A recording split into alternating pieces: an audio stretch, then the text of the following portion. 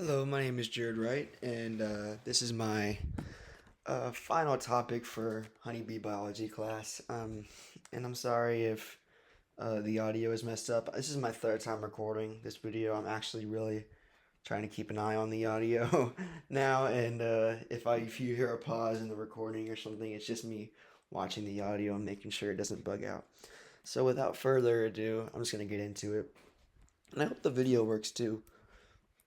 So first we're going to start with what is the ovipositor used for? And initially the ovipositor was just a normal egg-laying organ found across many insect orders, ants, wasps, and now honeybees. But it was eventually intended to serve as a reproductive structure, just laying eggs, reproducing with other organisms. But thanks to anatomical changes, the ovipositor was able to become more than an egg-laying device in what is now known as the classic bee stinger, a that delivers venom. And figuring out how this massive anatomical change took place requires looking at the taxonomy and phylogenetic data of Apis mellifera. So basically, we're going to rewind the clock and take a look at how many years ago did the stinger come to be, and why did it come to be? So, what anatomical changes allowed the ovipositor to evolve into a defensive stinger in Apis mellifera? And that was my scientific question that I landed on for my project. So, we're going to answer that right now. Um, Data showcasing key innovations. So, the data that I found when I was doing all my research found that key innovations of the Hymenoptera show that the evolved stinger first appeared around 142 million years ago, at the start of the early Cretaceous era. Excuse me. But how did this evolution occur? So now we know when, but we need to know how.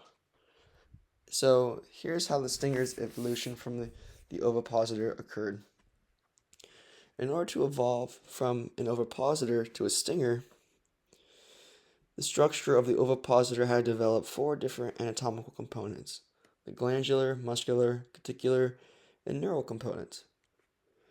And they function alone from the bee. They have to. Because when the bee, as many people know, and if you don't, I'll just explain it. The bee, when it stings somebody, it dies because the stinger, it goes into their skin, and since the barb stinger releases into their skin, the bee can't pull it out. So the bee completely detaches, and it has no choice but to die. So separate those changes from that of the skeletal makeup that had to completely change in order from the ovipositor as a stinger rather than just a reproductive organ. So they had to go a skeletal change to make the stinger and a complete anatomical chemical change, right? So here's some physical attributes that made it effective, and I just kind of glanced over it a minute ago, but I'm going to go over it again. The unforgiving backwards pointing barbs on a honeybee stinger is one of the main reasons for its success, but also one of its biggest downsides, as this makes it so that they die when they sting somebody, as I said earlier. The barb stingers stay impenetrated for longer and are harder to take out, making it significantly more effective at delivering venom than a smooth stinger. So when stingers first appeared in honeybees, they weren't just 142 million years ago they appeared. They started off not so advanced, smooth stingers. The venom wasn't so great. But then, they evolved into barb stingers.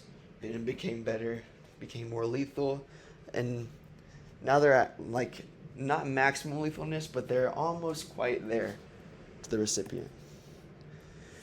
And I kind of just went over that. But here's how the modern stinger outperformed its ancestor.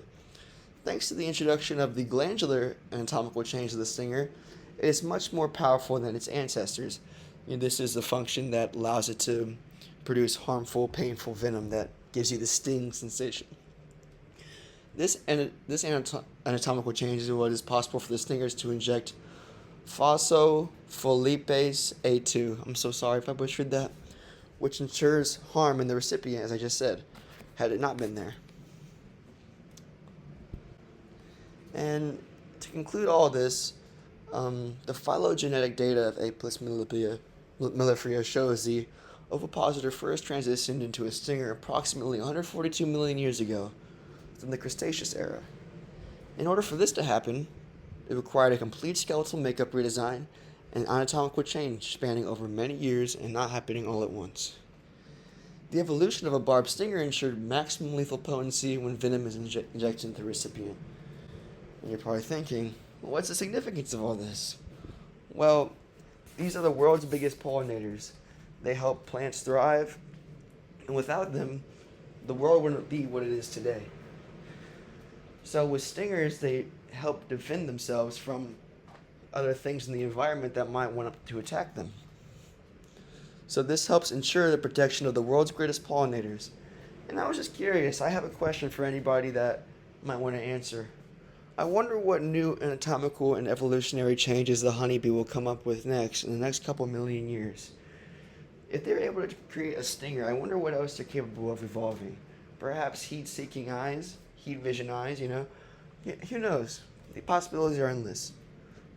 And here's my sources, and that's my presentation. Thank you for watching.